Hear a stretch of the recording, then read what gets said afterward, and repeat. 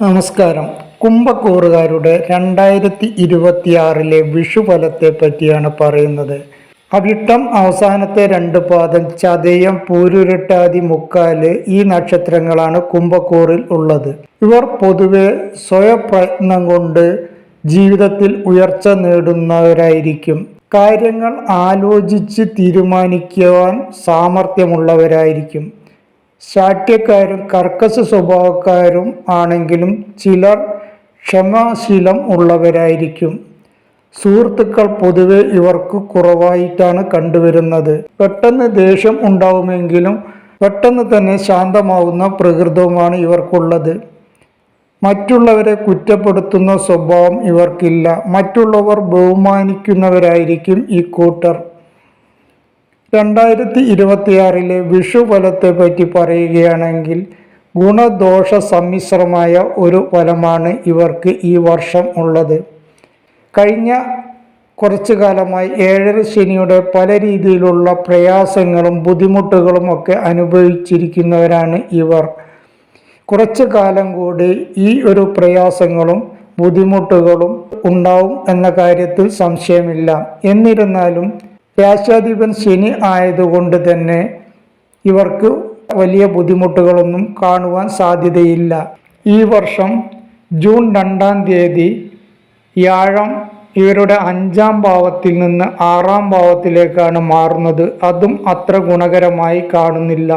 കേതു 7ലും രാഹു ജന്മത്തിലും ആണ്. ശനി 2ാം ഭാവത്തിലാണ് ഇപ്പോൾ തുടർന്നുകൊണ്ടിരിക്കുന്നത്. വ്യാഴം 6ൽ അത്ര ഗുണകരമല്ലെങ്കിലും വ്യാഴം കർക്കിടകത്തിൽ അതിൻ്റെ ഉച്ചക്ഷേത്രത്തിൽ നിൽക്കുന്നത് കൊണ്ട് തന്നെ ദോഷാനുഭവങ്ങൾ കുറവ് മാത്രമായിരിക്കും ഉണ്ടാവുക. സർക്കാർ നേട്ടം ഉണ്ടാകുവാനും വിദേശ യാത്രാ ഗുണം ഉണ്ടാകുവാനും സുഹൃത്ത് ബന്ധം ദൃഢമാകുവാനും ഒക്കെ ഈ സമയത്ത് സാധ്യതയുണ്ട്.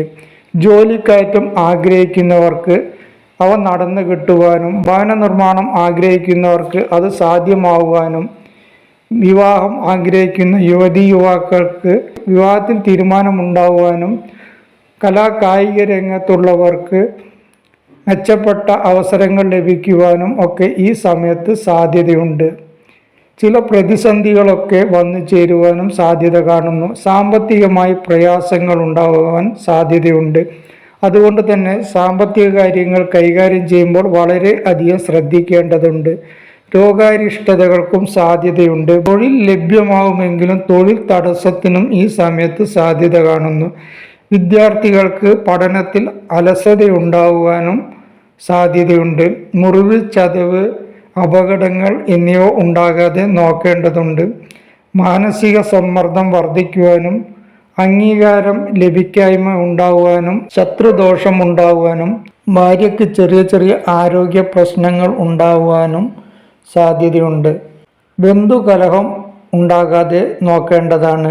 ജോലി സംബന്ധമായി മേലധികാരികളിൽ നിന്ന് അപ്രീതി ഉണ്ടാകുവാനും സാധ്യതയുണ്ട്. ഊഹക്കച്ചവടം അത്ര ഗുണകരമായിരിക്കില്ല. ചതിയോ നഷ്ടമോ പറ്റുവാൻ സാധ്യതയുണ്ട്. കാർഷിക വ്യാവസായിക മേഖലയിൽ പ്രവർത്തിക്കുന്നവർക്ക് നഷ്ടം ഉണ്ടാകാതെ നോക്കേണ്ടതുണ്ട്. കണ്ണിനോ പല്ലിനോ അസുഖമുണ്ടാകുവാനും സാധ്യതയുണ്ട്. മാനസിക പ്രയാസം അനുഭവിക്കുന്ന ഒരു സമയമാണ് ഇപ്പോൾ. എന്നിരുന്നാലും മനസ്സ് തളരാതെ മുന്നോട്ട് പോവുകയാണെങ്കിൽ, ധൈര്യമായി പ്രതിസന്ധികളെ നേരിടുകയാണെങ്കിൽ വലിയ പ്രശ്നങ്ങളൊന്നുമില്ലാതെ കാര്യങ്ങൾ മുന്നോട്ട് പോകാൻ കഴിയുന്നതാണ്. സാമ്പത്തികമായ കാര്യങ്ങളിൽ വളരെയധികം ശ്രദ്ധ ഉണ്ടാവുകയും കുടുംബകാര്യങ്ങളിൽ കലഹം വരാതെ സൂക്ഷിക്കുകയും കുട്ടികൾക്ക് പഠനകാര്യങ്ങളിൽ അലസതയില്ലാതെ നോക്കുകയും മാതാപിതാക്കൾ അവരെ പഠനകാര്യങ്ങളിൽ കൂടുതൽ ശ്രദ്ധിക്കുകയും ഒക്കെ ചെയ്താൽ ഗുണഫലങ്ങൾ കൂടുതൽ ലഭിക്കുവാൻ സാധ്യതയുണ്ട്. സംസാരിക്കുമ്പോൾ വാക്ക് പ്രയോഗിക്കുമ്പോൾ വളരെ അധികം സൂക്ഷിച്ച് പെരുമാറേണ്ടതുണ്ട്. കടം കൊടുക്കുമ്പോഴും കടം വാങ്ങുമ്പോഴും വളരെയധികം ആലോചിച്ച ശേഷം മാത്രമേ ചെയ്യേണ്ടതുള്ളൂ. കിട്ടിയ ജോലി ഉപേക്ഷിക്കേണ്ടതില്ല. പുതിയ ഒരു ജോലി ഈ സമയത്ത് കിട്ടുക എന്നത് പ്രയാസമുള്ള കാര്യമായിരിക്കും. ചെറിയ ചെറിയ നഷ്ടങ്ങൾ ഉണ്ടാകുമ്പോൾ തന്നെ ശ്രദ്ധിച്ച് കാര്യങ്ങൾ മുന്നോട്ട് കൊണ്ടുപോകേണ്ടതുണ്ട്. ഓരോ കാര്യങ്ങളും അതീവ ശ്രദ്ധയോടെ നോക്കിക്കണ്ട് മുന്നോട്ട് പോവുകയാണെങ്കിൽ വലിയ ദോഷഫലങ്ങളൊന്നും ഇല്ലാതെ ഈ വർഷം മുന്നോട്ട് കൊണ്ടുപോകാൻ കഴിയുന്നതാണ്. ദോഷഫലങ്ങൾ കുറഞ്ഞു കിട്ടുന്നതിനും ഗുണഫലങ്ങൾ കൂടുതൽ ലഭിക്കുന്നതിനുമായി ഈശ്വരാരാധന ചെയ്യുന്നതും ക്ഷേത്ര ദർശനം നടത്തുന്നതും ഇവർക്ക് പ്രയോജനപ്രദമാണ്. ശിവക്ഷേത്ര ദർശനം നടത്തുകയും ശാസ്താക്ഷേത്ര ദർശനം നടത്തുകയും ധാര, നീരാഞ്ജനം, എള്ളുതിരി കത്തിക്കുക എന്നിവയൊക്കെ ചെയ്യുകയും വിഷ്ണു ക്ഷേത്ര ദർശനം നടത്തുകയും വിഷ്ണു സഹസ്രനാമം ജപിക്കുകയും ഗണപതി ഭഗവാനെ പ്രീതിപ്പെടുത്തുകയും സർപ്പക്ഷേത്ര ദർശനം നടത്തുകയും ഒക്കെ ചെയ്താൽ ഗുണഫലങ്ങൾ കൂടുതൽ ലഭിക്കുകയും ദോഷഫലങ്ങൾ കുറഞ്ഞു കിട്ടുകയും ചെയ്യുന്നതാണ്.